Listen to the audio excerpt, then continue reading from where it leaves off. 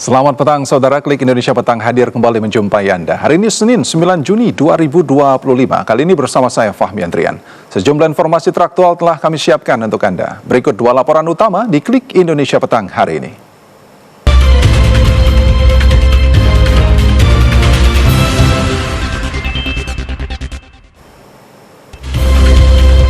Seorang warga negara Indonesia WNI ditahan imigrasi Amerika Serikat. Konsulat Jenderal Republik Indonesia KJRI Los Angeles turun tangan.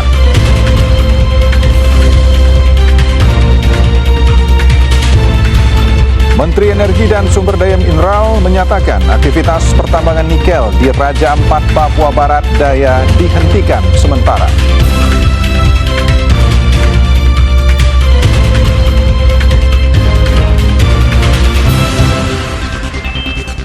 Saudara, Presiden Amerika Serikat Donald Trump mengerahkan ribuan personel Garda Nasional untuk mengatasi kerusuhan di Los Angeles, Amerika Serikat terkait kebijakan imigrasi dan penegakan bea cukai Amerika. Kendaraan patroli Jalan Raya California dibakar di Jalan Bebas Hambatan di Los Angeles selama protes anti-IC. Pasukan Garda Nasional Amerika Serikat dikerahkan ke jalan-jalan di Los Angeles, California, Amerika Serikat untuk membantu meredakan protes hari ketiga atas penegakan imigrasi Presiden Donald Trump karena gubernur negara bagian itu dari Partai Demokrat menyebut pengerahan Garda Nasional melanggar hukum. Pasukan ditempatkan di sekitar gedung-gedung pemerintah federal saat polisi dan pengunjuk rasa bentrok dalam demonstrasi terpisah atas penggerebekan imigrasi federal di Los Angeles. Polisi Los Angeles menyatakan beberapa unjuk rasa sebagai pertemuan yang melanggar hukum dan menuduh beberapa pengunjuk rasa melemparkan beton, botol, dan benda-benda lain ke polisi. Rekaman gambar memperlihatkan kendaraan patroli Jalan Raya California dibakar di Jalan Bebas Hambatan 101. Departemen Kepolisian dalam unggahan di media sosial menyatakan penangkapan sedang dilakukan. Polisi Los Angeles mengerahkan petugas di atas kuda untuk mencoba mengendalikan massa. Para demonstran meneriakkan malu pada Anda kepada polisi dan beberapa tampak melemparkan benda-benda. Sebelumnya sekelompok pengunjuk rasa memblokir Jalan Tol 101 Jalan Raya Utama di pusat kota Los Angeles. Kelompok pengunjuk rasa banyak diantaranya yang membawa bendera Meksiko dan poster-poster yang mengecam otoritas imigrasi Amerika Serikat berkumpul di beberapa tempat di sekitar kota Los Angeles. Satu warga negara Indonesia ditangkap oleh Badan Imigrasi Amerika Serikat. Konsulat Jenderal Republik Indonesia di Los Angeles masih mendalami keterkaitan penangkapan tersebut dengan kerusuhan di Los Angeles, Amerika Serikat. Departemen Keamanan Dalam Negeri Amerika Serikat dalam postingannya di akun media sosial X menyatakan ICE Los Angeles secara administratif telah menahan Chris Sadah Toy yang merupakan warga negara Indonesia.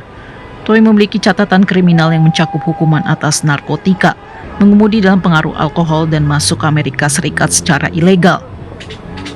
Menanggapi hal tersebut, Konsul Protokol dan Konsuler Konsulat Jenderal Republik Indonesia atau KJRI Los Angeles, Dewi Ratna Asih, membenarkan adanya penangkapan terhadap Chris Sadah Toy.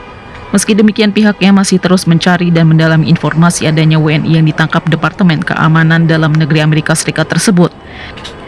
KJRI Los Angeles ini memastikan apakah Chris Sadah Toy ditangkap sebagai WNI ilegal atau memang sudah ditangkap sebelum terjadinya kerusuhan di Los Angeles. KJRI juga menjelaskan di beberapa wilayah di Los Angeles, Amerika Serikat masih rawan kerusuhan, terlebih adanya aksi demonstrasi yang dipicu operasi imigrasi federal dari Badan Penegakan Imigrasi dan Bea Cukai Amerika Serikat.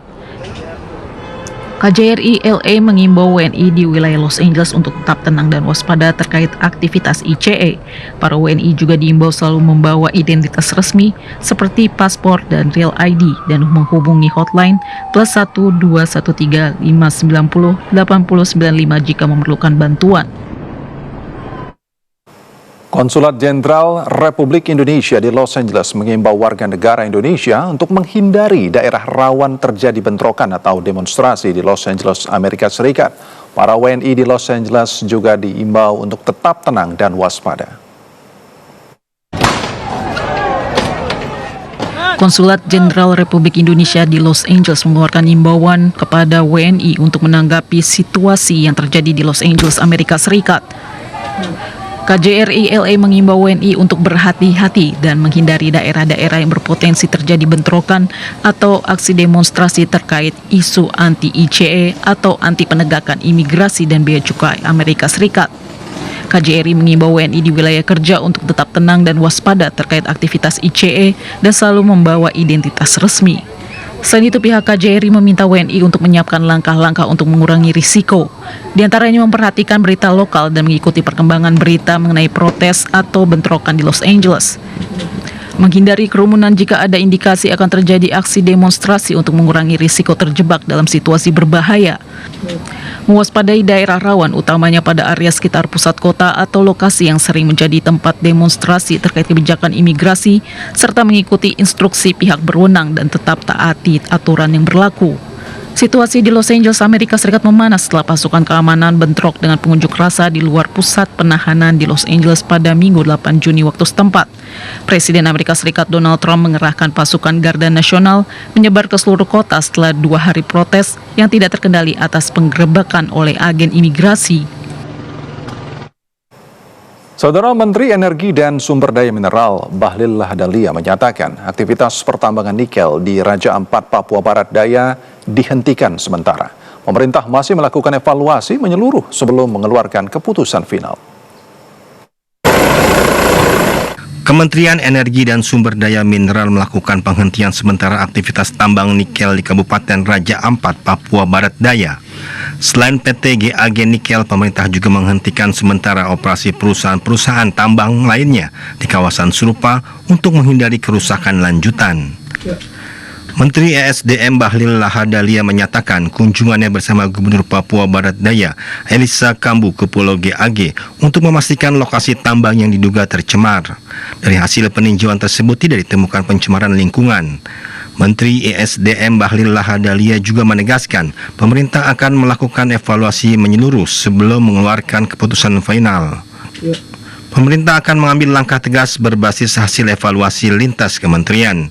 Hal senada disampaikan Gubernur Papua Barat Daya, Elisa Kambu, yang memastikan komitmen pemerintah daerah untuk menjaga kelestarian lingkungan, serta menegaskan bahwa kondisi alam dan laut Raja Ampat hingga kini masih terjaga. Kejaksaan Agung mencekal ex-direktur utama PT Sri Rezeki Isman, Sritex, Iwan Kurniawan ke luar negeri. Pencekalan dilakukan untuk memudahkan penyidikan jika sewaktu-waktu dibutuhkan. Kepala Pusat Penerangan Hukum Kapus Penkum Kejagung, Harli Siregar, menyatakan pencekalan terhadap ex-direktur utama PT Sritex Iwan Kurniawan Lukminto untuk memudahkan proses penyidikan kasus dugaan korupsi dalam pemberian kredit kepada PT Sritex. Harli menegaskan pencekalan untuk memudahkan penyidik jika sewaktu-waktu membutuhkan keterangan untuk proses penyidikan. Kapus Penkum Harli menjelaskan Iwan Kurniawan Lukminto telah dicekal sejak 19 Mei 2025 dan pencekalan akan berjalan selama 6 bulan. Sebelumnya pada Senin pekan lalu penyidik telah memeriksa 7 saksi terkait kasus dugaan korupsi pemberian kredit PT Sritex. Salah satunya adalah Iwan Kurniawan Lukminto selaku Wakil Direktur Utama Sritex pada tahun 2014-2023. Pemeriksaan itu menjadi upaya penyidik guna mendalami mekanisme pengajuan kredit dari Sritex ke bank pemerintah maupun bank daerah. Hasil pemeriksaan akan dikaji oleh penyidik untuk mengetahui peran Iwan Kurniawan dan 3 tersangka kasus ini dalam pengajuan kredit oleh Sritex.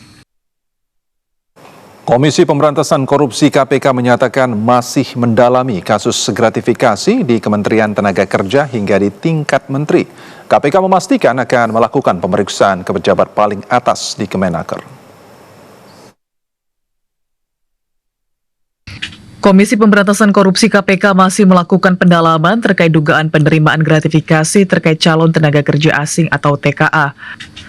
Pelaksana Harian Direktur Penyidikan KPK Budi Sukmo alias Busok menginformasikan tim penyidik akan melakukan klarifikasi kepada menteri-menteri di era terjadinya tindakan pidana korupsi, yaitu sekitar periode 2012 hingga 2024, di Kementerian Ketenagakerjaan. KPK memastikan akan melakukan pemeriksaan dan pendalaman keterlibatan hingga ke pejabat paling atas di Kemnaker.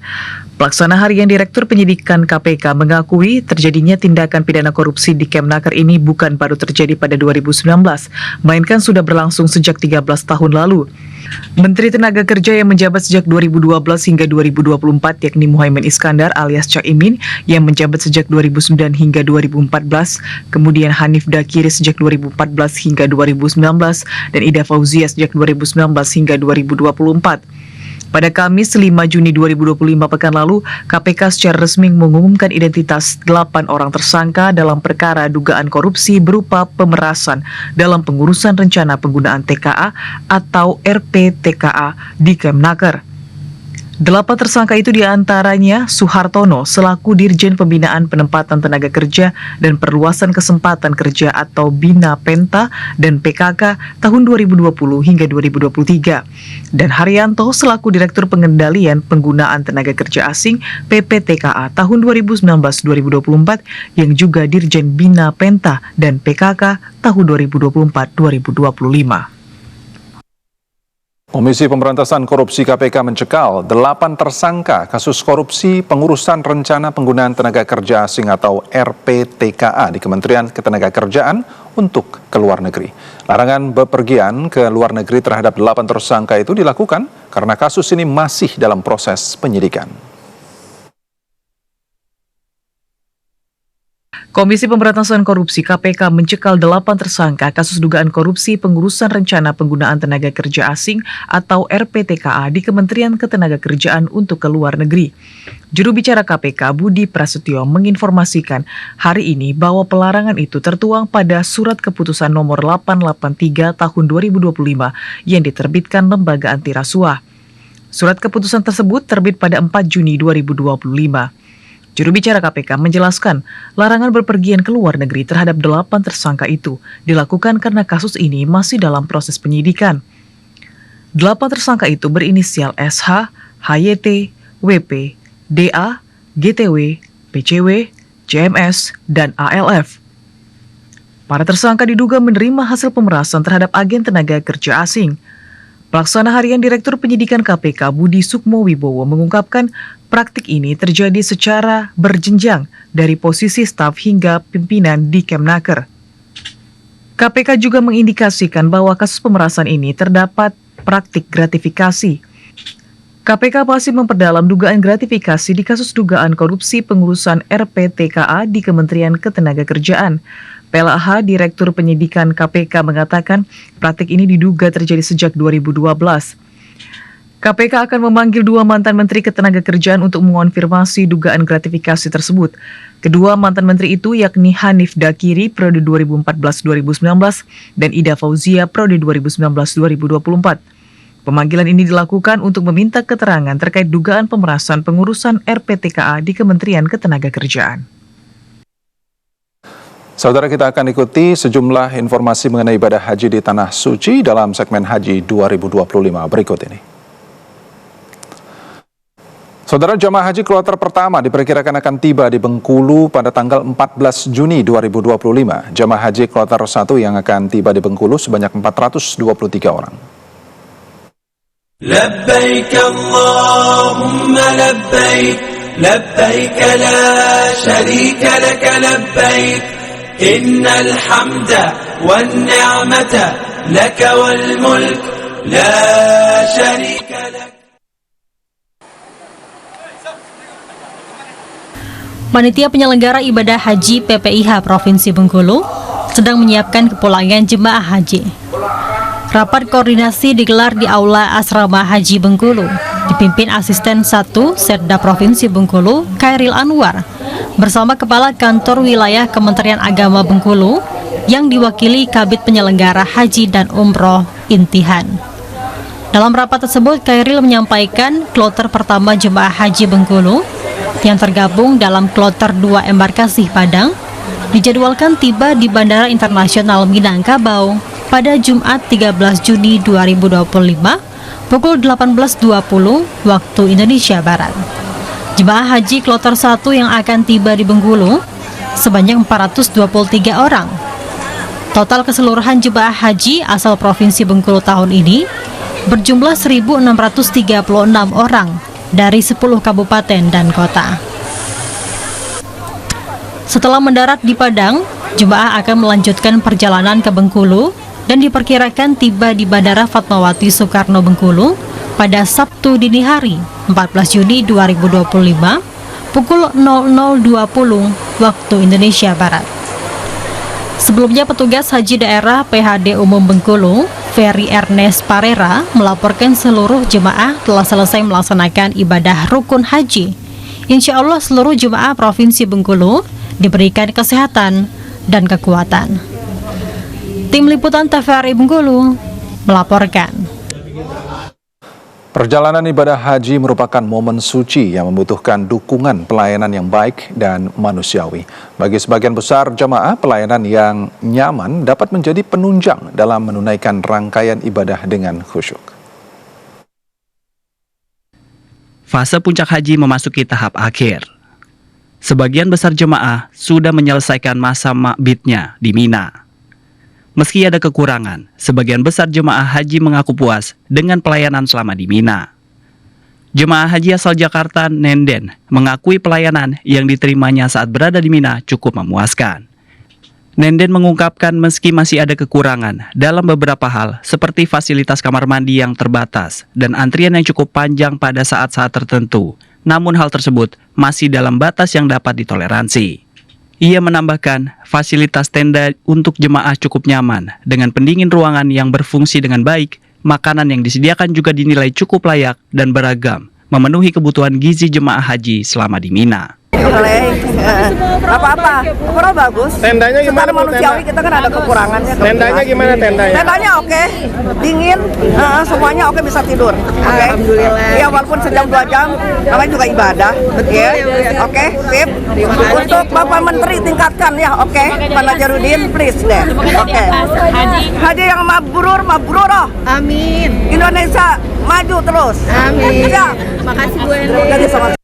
Nenden mengapresiasi petugas haji Indonesia yang telah memberikan pelayanan dengan sepenuh hati, termasuk dalam penanganan lansia dan jemaah yang membutuhkan bantuan khusus.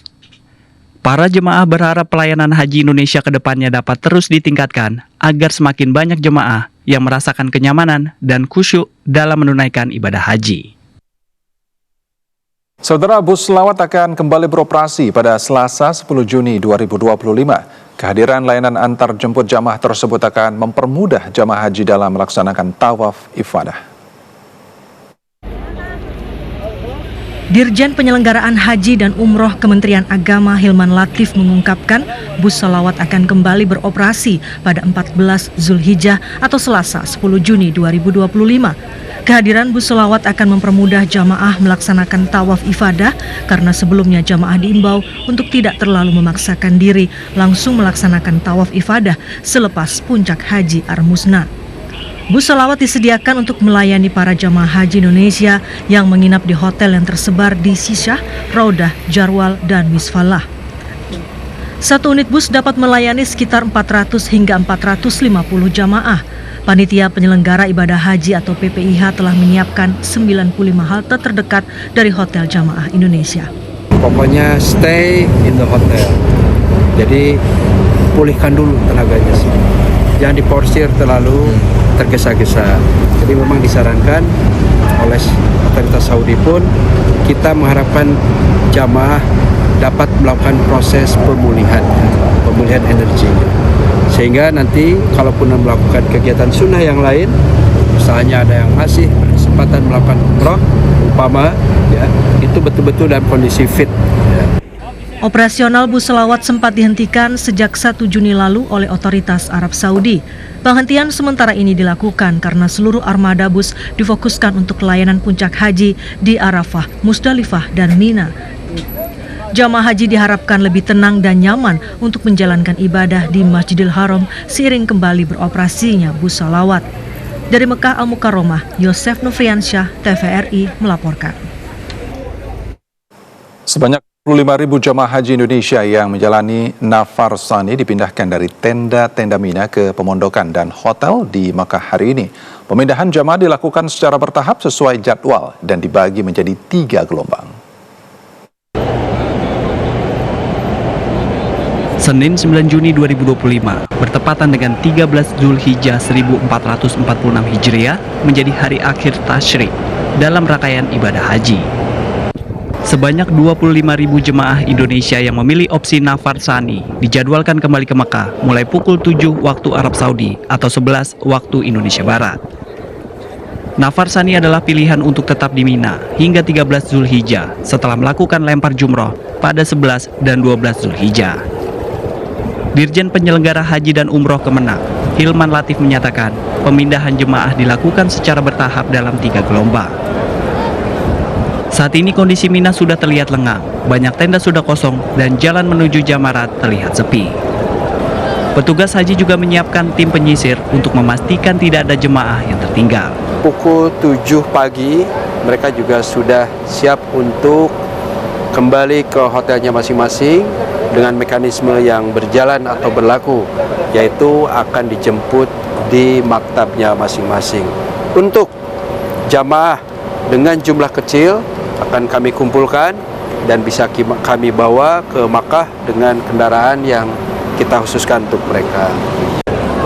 Hilman Latif mengimbau agar jemaah tidak terburu-buru melakukan tawaf ifadah mengingat kondisi fisik yang lelah. Ia mengajak jemaah untuk beristirahat agar siap melanjutkan ibadah selanjutnya dengan lebih prima. Hal ini dilakukan sebagai bentuk komitmen PPIH untuk memberikan layanan terbaik bagi para tamu Allah Subhanahu wa Ta'ala hingga mereka kembali ke tanah air dalam keadaan sehat dan selamat.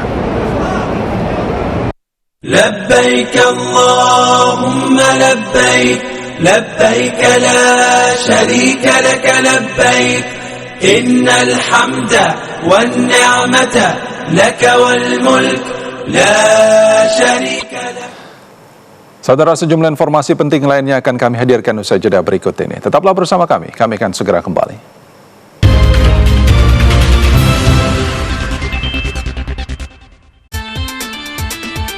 Pertandingan bulu tangkis paling bergengsi sejagat raya, BWF Series 2025. Saksikan aksi luar biasa para pebulu tangkis merebut supremasi dunia. Jangan lewatkan penayangannya BWF Series 2025. Segera di TVRI Nasional dan TVRI Sport.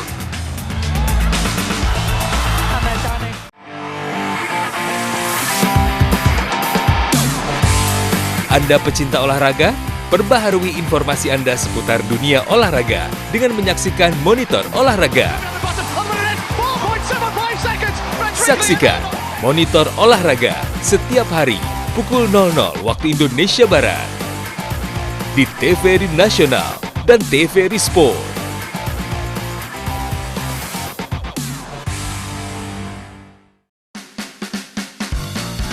Variety show penuh warna menampilkan bintang tamu spesial, obrolan hangat dan ringan. Tak ketinggalan segmen serta games yang asik dan seru. Bersama host Doli Sapri dan Nexa Paisan, co-host Kicuy, Olivia, Fazo, dan DJ Nata Wijaya. Seblak Show setiap Senin sampai Kamis pukul 11 waktu Indonesia Barat.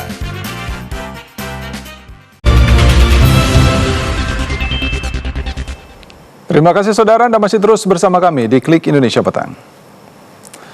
Saudara, hari terakhir libur panjang Idul Adha, aktivitas di Terminal Terpadu Pulau Gebang, Jakarta Timur terpantau normal. Dan untuk mengetahui informasi selengkapnya akan disampaikan bersama reporter TVRI Tengku Fajri langsung dari Terminal Pulau Gebang, Jakarta Timur. Selamat petang Fajri. Fajri, bagaimana pantauan arus balik libur panjang di Terminal Pulau Gebang saat ini? Fajri. Ya, selamat petang Fahmi dan juga saudara. Memang benar sekali di hari keempat ataupun juga H+4 Lebaran Idul Adha dan juga libur panjang, memang pantauan saat ini di terminal kedatangan bus di Pulau Gebang ini terpantau memang normal. Memang tadi beberapa waktu yang lalu ataupun juga beberapa menit yang lalu ini banyak sekali bus-bus yang sudah mulai berdatangan. Memang berdasarkan informasi dari pihak pengelola bahwa memang hari ini adalah puncak dari kedatangan masyarakat yang baru saja akan kembali ke Jakarta untuk melakukan aktivitasnya. Dan juga memang berdasarkan informasi memang besok adalah hari pertama masuk kantor, di mana berdasarkan informasi dari pihak pengelola terminal bus Pulau Gebang ini, di mana ada puncak arus balik ini sudah terjadi hari ini, tepatnya berdasarkan informasi dengan rincian 470 armada bus dengan total penumpang yang masuk dari terminal bus Pulau Gebang ini sebanyak 2.958 orang. Namun memang diperkirakan jumlah ini akan terus bertambah mengingat hari ini ataupun juga malam ini adalah puncak dari arus balik Lebaran dan juga libur panjang pasca Hari Raya Idul Adha. Fahmi dan juga saudara, berikut ini kita akan simak pernyataan langsung dari Danru di Suboperasional Terminal Terpadu Pulau Gebang, Anwar Mansyur. Dan saat ini kedatangan terpantau busnya 470 dengan jumlah penumpang 2058. Dan diperkirakan sampai malam nanti, tengah malam maupun sampai menjelang pagi, itu prediksinya akan meningkat terus jumlah arus baliknya. Mengingat besok juga kan udah mulai masuk kerja dan mulai beraktivitas ya. Saudara, memang hingga saat ini pihak pengelola masih terus memantau bagaimana pergerakan penumpang arus libur panjang yang masuk di terminal Pulau Gebang ini. Memang berdasarkan informasi tadi disampaikan bahwa ini jumlah penumpang ini memang datang dari sejumlah daerah seperti ada dari Jawa Barat, kemudian Jawa Timur, daerah istimewa Yogyakarta, bahkan ada yang dari Sumatera. Dan memang tadi sempat terjadi peningkatan penumpang yang baru saja terjadi sebelum saat kita melakukan live report ini, di mana meskipun ramai penumpang yang berdatangan di terminal kedatangan Pulau Gebang ini, namun pihak-pihak yang saat ini tengah bertugas ini dengan sigap ini langsung memberikan informasi bagaimana tata cara keluar turun dari bus, kemudian menuju ke ruang-ruang tunggu ataupun juga ruang-ruang yang telah disediakan, bahkan juga untuk menuju ke tempat-tempat taksi-taksi yang sudah disediakan untuk kembali berkumpul bersama dengan keluarga mereka. Selain itu, saudara, Danru di Sub Anwar menyampaikan bahwa jika masyarakat ada yang lelah dan juga bahkan belum dijemput oleh keluarga mereka, para penumpang ini dapat beristirahat di terminal bus Pulau Gebang ini, dan juga pihak dari terminal terpadu Pulau Gebang ini juga sudah menyediakan tempat beristirahat tepatnya di lantai 3 terminal kedatangan terpadu Pulau Gebang ini. Dengan hanya membayar Rp15.000 Anda juga sudah dapat beristirahat di sini. Selain itu juga bagi para penumpang yang merasa barangnya tertinggal di terminal bus, pihak pengelola ini dengan sigap dan juga dengan siap ini membantu pencarian barang hilang tersebut, dan jika ditemukan oleh pihak pengelola akan ditempatkan di lokasi lost and found yang berada di terminal kedatangan maupun juga di terminal keberangkatan. Oleh sebab itu masyarakat ini juga tidak perlu khawatir dan juga tidak perlu panik jika barangnya tertinggal di terminal terpadu Pulau Gebang, Jakarta Timur, karena memang hingga saat ini masih banyak barang-barang penumpang yang dibilang tertinggal ataupun juga lupa terbawa, tercecer. Ini hingga saat ini memang tersedia ataupun juga disimpan di tempat-tempat yang telah disediakan oleh pihak-pihak pengelola. Selain itu juga saudara, kami menghimbau bagi para pemudik ataupun juga penumpang yang ingin melakukan perjalanan ke tempat-tempat kota tujuan asal ini, penumpang bus dihimbau untuk terus memastikan dalam keadaan sehat, kemudian juga hindari datang terlambat, dan juga pastikan barang bawaan Anda dan juga bawaan Anda aman dan juga dapat disesuaikan. Demikian informasi yang dapat kami sampaikan dari Terminal Pulau Gebang, Jakarta Timur. Kita kembali ke studio bersama Fahmi. Baik, terima kasih Fajri. Selamat kembali bertugas. Saudara, puncak arus balik pasca libur panjang Idul Adha diprediksi terjadi hari ini. Sebanyak 129.855 kendaraan telah memasuki Jakarta atau meningkat 11,06% dibanding volume lalu lintas normal. Jasa Marga Metropolitan Toll Road Regional Division mencatat sudah ada peningkatan volume lalu lintas arus balik arah Jakarta di ruas tol wilayah Jabodetabek dan Jawa Barat. Berdasarkan data dalam keterangan resmi, lalu lintas di ruas tol wilayah Jabodetabek sebanyak 129.855 kendaraan atau meningkat sekitar 11,06% dibandingkan volume lalu lintas transaksi normal, yaitu 116.921 kendaraan transaksi yang menuju Jabodetabek melalui 3 gerbang tol. Terdapat peningkatan volume lalu lintas transaksi di gerbang tol Halim arah Jakarta sebesar 7,87% atau sebanyak 64.642 kendaraan dibandingkan dari lalu lintas normal sebanyak 59.928 kendaraan. Sementara untuk gerbang tol Cikunir 6 arah Jakarta tercatat sebesar 39,62% atau sebanyak 16.468 kendaraan dibandingkan dari lalu lintas normal sebanyak 11.795 kendaraan. Senior General Manager Jasa Marga Metropolitan Toll Road Regional Division Widya Mitko Nur Sejati menyatakan peningkatan volume kendaraan diperkirakan masih terjadi di hari terakhir libur panjang Idul Adha, yaitu Senin 9 Juni 2025. Terutama diisi oleh perjalanan harian di sekitar Jabodetabek dan juga masyarakat yang belum kembali dari lokasi wisata seperti di Puncak Bogor, Garut, dan Ranca Ekek sekitarnya. Masyarakat diimbau untuk mempersiapkan diri sebelum melakukan perjalanan ke Jakarta dan memastikan kondisi kendaraan siap jalan, kondisi pengemudi yang prima, memperhatikan kecukupan BBM dan saldo e-tol untuk kenyamanan perjalanan. Saudara, berakhirnya libur panjang Idul Adha, peningkatan jumlah penumpang juga terjadi di stasiun Gambir, Jakarta. Dan untuk mengetahui informasi selengkapnya akan disampaikan bersama reporter TVRI Rajiv Sambuaga langsung dari stasiun Gambir. Selamat petang, Rajiv. Rajiv, bagaimana situasi di stasiun Gambir saat ini? Apakah kepadatan penumpang juga terjadi di sana, Rajiv?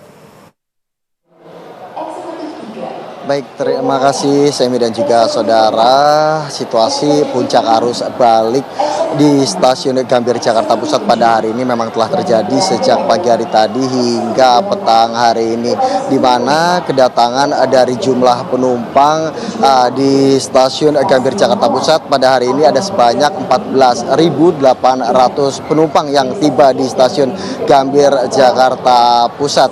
Dan dari data yang kami dapat dari pihak KAI ada sebanyak 43.800 penumpang yang tiba pada puncak arus balik libur Lebaran Idul Adha 1446 Hijriah, di mana dari 43.800 penumpang tersebut, yakni ada di stasiun Gambir ada sebanyak 14.800 penumpang yang tiba, dan disusul oleh dari stasiun Pasar Senen ada sebanyak 15.000 penumpang, dilanjut dari Bekasi ada sebanyak 5.000 penumpang, dan Jatinegara ada 5.500 penumpang, dan juga di stasiun Cikarang ada 2.000 penumpang, dan Karawang ada 1.000 penumpang, dan dilanjut yang terakhir ada di wilayah Cikampek untuk kedatangannya ada 1.100 penumpang.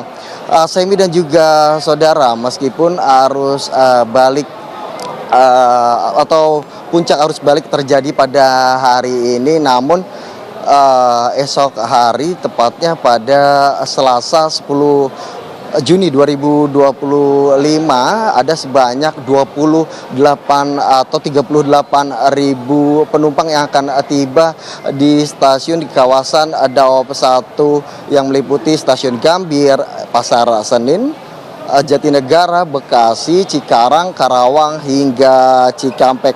Sedangkan untuk keberangkatan, meskipun libur Lebaran Idul Adha 1446 Hijriah sudah berakhir, namun keberangkatan untuk hari ini juga terbilang masih tinggi, di mana pada hari ini ada sebanyak 28.600 keberangkatan yang tercatat oleh Daop 1 yang meliputi 8.000 penumpang berangkat dari stasiun Gambir, 11.500 berangkat dari stasiun Pasar Senen Jakarta Pusat. Dan sisanya ada 9.000 keberangkatan yang meliputi dari wilayah Bekasi, Cikarang, Cikampek maupun Karawang. Untuk mengakomodasi tingginya keberangkatan ada sebanyak 77 keberangkatan, Fahmi, yakni dari 41 perjalanan dari stasiun Gambir dan dilanjut oleh 36 perjalanan dari stasiun Pasar Senen. Secara keseluruhan selama periode libur Lebaran mulai dari tanggal 4 hingga tanggal 9 Juni 2025 ini PT KAI telah mencatat ada sebanyak 147.000 penumpang atau pembelian tiket keberangkatan maupun kedatangan begitu. Dan pihak Kaop Daop 1 juga terus mengimbau kepada seluruh pelanggan untuk datang lebih awal untuk mencegah tertinggalnya dari keberangkatan kereta. Dan demikian informasi yang dapat kami sampaikan sementara dari Stasiun Gambir Jakarta Pusat. Kembali ke studio, Fahmi.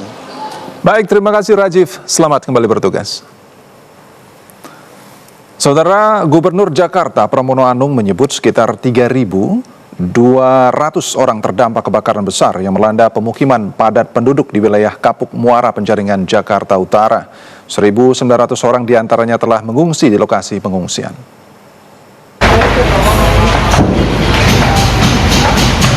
Saat ini tercatat 800 kepala keluarga atau sekitar 3.200 jiwa terdampak dengan 1.900 orang sudah berada di lokasi pengungsian.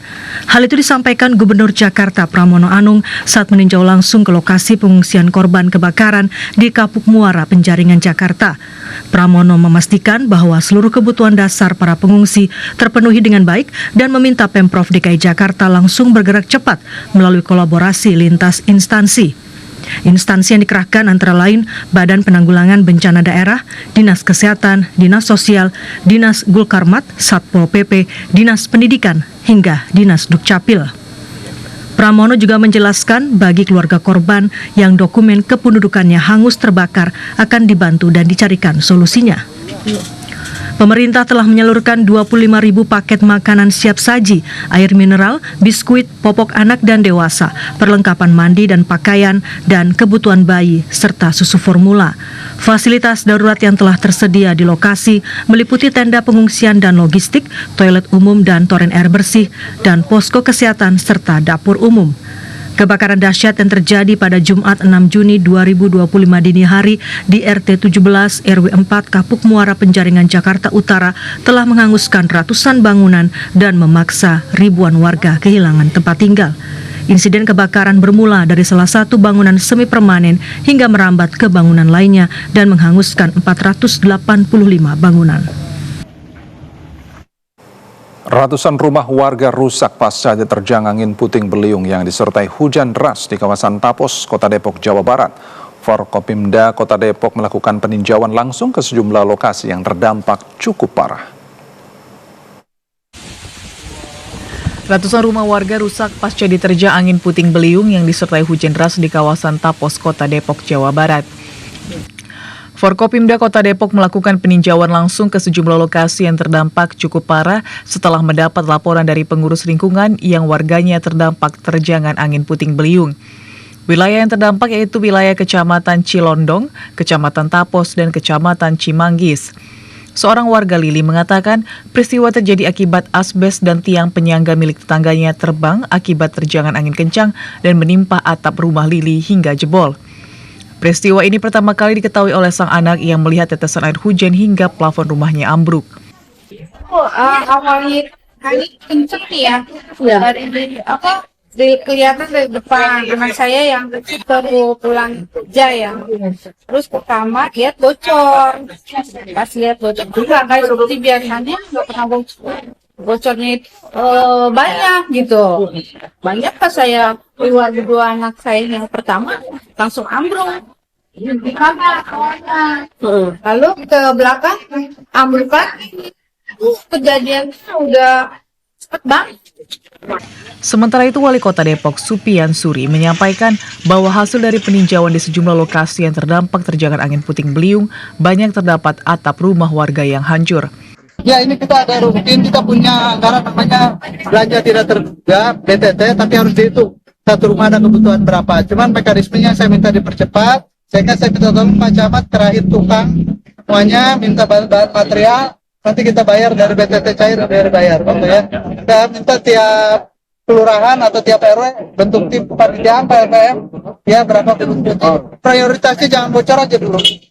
Akibat dari peristiwa bencana ini, pemerintah Kota Depok segera mengalokasikan anggaran belanja tidak terduga atau BTT sesuai dengan kebutuhan rumah warga yang terdampak. Tidak ada korban jiwa atas peristiwa bencana alam angin puting beliung ini, namun seluruh warga yang terdampak masih mengungsi di rumah keluarga atau kerabatnya. Badan Meteorologi, Klimatologi, dan Geofisika BMKG Kabupaten Merauke, Papua Selatan meminta masyarakat di pesisir pantai, khususnya para nelayan yang beraktivitas di Laut Arafura, untuk terus mewaspadai dan berhati-hati. BMKG Kabupaten Merauke memperkirakan gelombang laut masih tergolong tinggi, disertai angin kencang yang berpotensi membahayakan keselamatan. Badan Meteorologi, Klimatologi, dan Geofisika BMKG Kabupaten Merauke, Papua Selatan mengimbau kepada masyarakat, terutama nelayan yang melaut di perairan Arafuru, untuk tetap meningkatkan kewaspadaan. Berdasarkan data BMKG, kondisi gelombang laut masih tinggi dan angin di wilayah tersebut masih cukup kencang. Prakirawan cuaca BMKG Merauke, Rizal Ramdan, mengatakan bahwa hingga bulan Juni ini kondisi cuaca laut masih berpotensi ekstrim. Gelombang laut diperkirakan mencapai ketinggian antara 1 hingga 5 meter dengan kecepatan angin yang dapat membahayakan aktivitas pelayaran nelayan tradisional. Jadi untuk laut pesisir masih terbilang cukup aman, masih kategori rendah. Namun untuk 1 kilo hingga ke laut lepas, Laut Arafura bagian timur, Arafura bagian selatan Merauke, itu cukup tinggi gelombangnya seperti itu. Karena mungkin angin yang cukup kencang, gelombang yang cukup tinggi mungkin akan membahayakan aktivitas nelayan di wilayah laut tersebut. Jadi untuk masyarakat tetap hati-hati memantau aktivitas cuaca, aktivitas gelombang, dan mungkin lebih baik beraktivitas di wilayah yang lebih dekat dengan pesisir dan Merauke dan Asmat seperti itu. Sementara itu untuk wilayah pesisir daratan, BMKG menyebutkan masih dalam kategori cukup aman. Namun masyarakat tetap diminta untuk tidak lengah dan lebih baik menunda aktivitas melaut jika cuaca belum memungkinkan. BMKG juga mengingatkan agar masyarakat terus memantau informasi resmi terkait cuaca melalui kanal-kanal informasi BMKG yang telah disediakan sebagai langkah antisipatif demi keselamatan bersama. Saudara, sejumlah informasi menarik lainnya akan kami hadirkan usai jeda berikut ini. Tetaplah bersama kami di Klik Indonesia Petang. Kami akan segera kembali. Universitas Komputer Indonesia Unikom Bandung, kampus akreditasi unggul dan prodi-prodi terakreditasi unggul. Juara dunia World Skills Competition 2024 Prancis.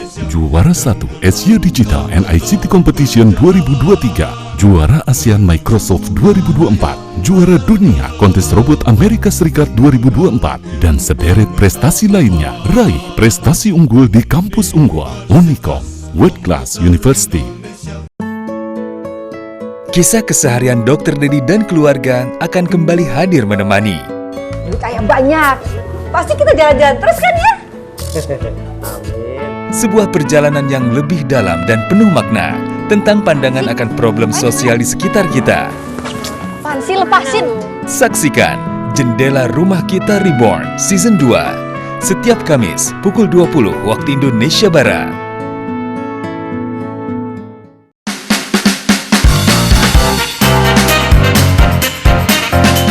Kisah rumah kos yang dihuni oleh para pria dari berbagai suku dan latar belakang.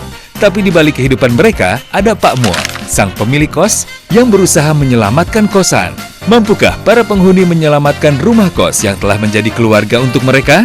Saksikan Terima Kos Pria Baik-Baik setiap Sabtu pukul 19 waktu Indonesia Barat.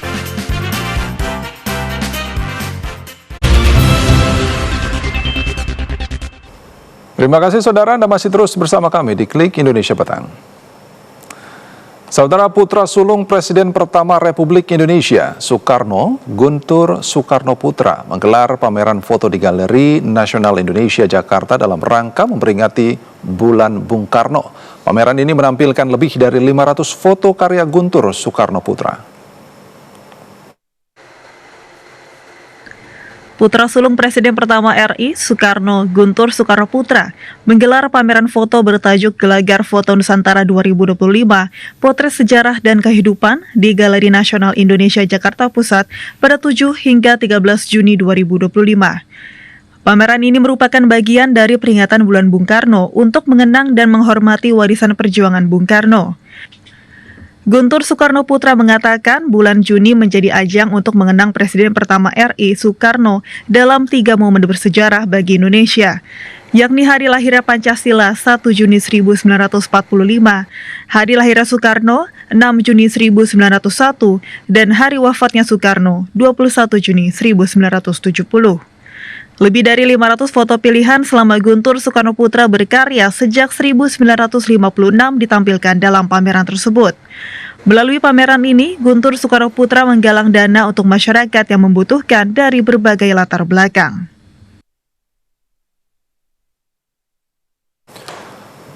Saudara, pameran foto memperingati Bulan Bung Karno oleh Guntur Soekarno Putra di Galeri Nasional Indonesia ramai dikunjungi masyarakat yang menggemari sejarah dan fotografi. Berikut antusiasme masyarakat yang mengunjungi pameran foto Guntur Soekarno Putra.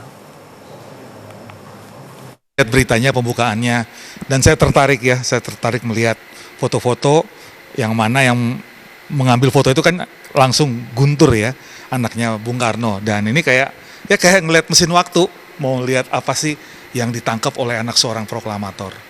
Yang paling menarik tentunya foto yang paling depan tuh ya, Bung Karno dan Bung Hatta ya. Dan saya sangat tertarik melihat masa kecil yang Bu Mega ataupun mereka yang terekam dalam anak-anaknya Bung Karno. Pengen melihat bagaimana sih kehidupan keluarga Bung Karno di masa lalu. Ya. Saya tertarik sama pameran foto Pak Guntur karena kebetulan beliau kan anak Presiden pertama RI yang pastinya punya banyak sejarah, dan dia kan suka moto-moto sejak tahun 56 kalau nggak salah, jadi sudah 69 tahun ya kalau nggak salah ya, jadi 550 foto ini ditampilkan oleh beliau buat kami, buat generasi muda, buat anak-anak saya juga, jadi perekam memori bangsa dari eranya Bung Karno, Orde Lama, terus Orde Baru sampai Orde sekarang. Karena aku ingin mencari melihat sejarah-sejarahnya Kak. Terus juga menurut aku semua foto di sini mempunyai filosofi yang berbeda-beda dan mempunyai ciri khasnya masing-masing. Dan menurut aku semuanya menarik mata aku sendiri gitu. Saudara, pemerintah terus mendorong penguatan ekonomi masyarakat di tingkat desa dan kelurahan melalui pembentukan Koperasi Merah Putih. Program yang diluncurkan secara nasional oleh Presiden Republik Indonesia ini juga mulai dijalankan di seluruh kampung dan kelurahan yang ada di Kabupaten Biak Numfor, Papua. Koperasi Merah Putih merupakan program nasional yang dirancang oleh Presiden Republik Indonesia Prabowo Subianto untuk memperkuat ketahanan pangan dan kemandirian ekonomi masyarakat di tingkat desa dan kelurahan. Program ini kini tengah digalakkan di seluruh Indonesia termasuk di wilayah Kabupaten Biak Numfor, Papua. Kepala Dinas Pemberdayaan Masyarakat Kampung DPMK Kabupaten Biak Numfor, I Putu Widiana menyatakan bahwa pembentukan Koperasi Merah Putih merupakan arahan langsung dari Presiden dan kementerian terkait. Koperasi ini bertujuan agar setiap kampung dan kelurahan memiliki wadah ekonomi produktif yang berperan dalam menyukseskan program ketahanan pangan nasional. Bapak Presiden, dari Kementerian Koperasi maupun dari Kementerian Dalam Negeri dan juga Kementerian Desa dan Transmigrasi sudah mengarahkan kita untuk membentuk koperasi di tiap desa dalam rangka menyukseskan program pemerintah dalam hal ini ketahanan pangan. Dari hasil pendataan terakhir yang dilakukan DPMK, saat ini hampir 99% kampung di Kabupaten Biak Numfor telah membentuk Koperasi Merah Putih. Ia berharap dalam waktu dekat seluruh administrasi pembentukan koperasi bisa tuntas 100%. Jika seluruh proses telah selesai, laporan akan segera disampaikan kepada Bupati Biak Numfor sebagai bentuk pertanggungjawaban dan pelaporan program nasional di tingkat kabupaten. Harga sejumlah komoditas hortikultura di Pasar Badak, Pandeglang, Banten mengalami kenaikan selama seminggu. Pedagang menyatakan kenaikan harga terjadi akibat banyak petani yang mengalami gagal panen.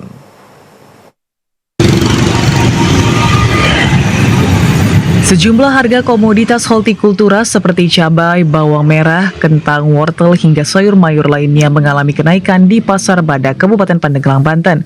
Harga bawang merah dari harga Rp30.000 naik menjadi Rp40.000 per kilogram. Cabai rawit hijau dari Rp20.000 sekarang naik menjadi Rp50.000.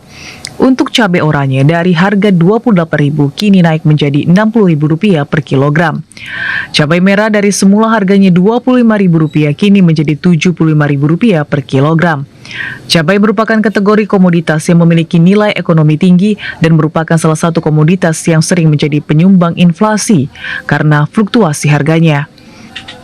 Aas, salah seorang pedagang, mengatakan kenaikan harga yang terjadi akibat dari banyaknya petani yang mengalami gagal panen sehingga pasokan ke pasar berkurang tidak sesuai dengan permintaan pedagang. Naik itu sekarang bawang merah tadinya Rp30.000 sekarang jadi Rp40.000. Terus dari cabai rawit hijau dari Rp20.000 sekarang udah nyampe Rp50.000. Sama cabai oranye ya itu tadinya cuma Rp28.000 sekarang udah nyampe Rp65.000.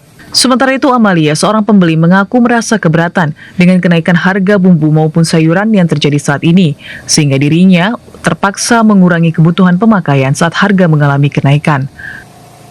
Emang biasa kalau harga normal belinya berapa kilo, Bu? Kalau normal sekilo, kalau sekarang ya setengah, seperempat. Pengennya gimana sih, Bu? Harapannya gimana nih, Bu? Normal aja harganya. Oh, pengen normal lagi ya? Ya. Pedagang maupun pembeli berharap harga komoditas maupun harga lainnya yang mengalami kenaikan dapat segera normal kembali.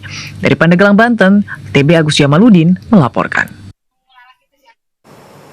Berikut kami sampaikan perakiran cuaca dari Badan Meteorologi, Klimatologi, dan Geofisika. Dan perakiran cuaca ini berlaku mulai besok di sejumlah kota besar yang ada di Indonesia.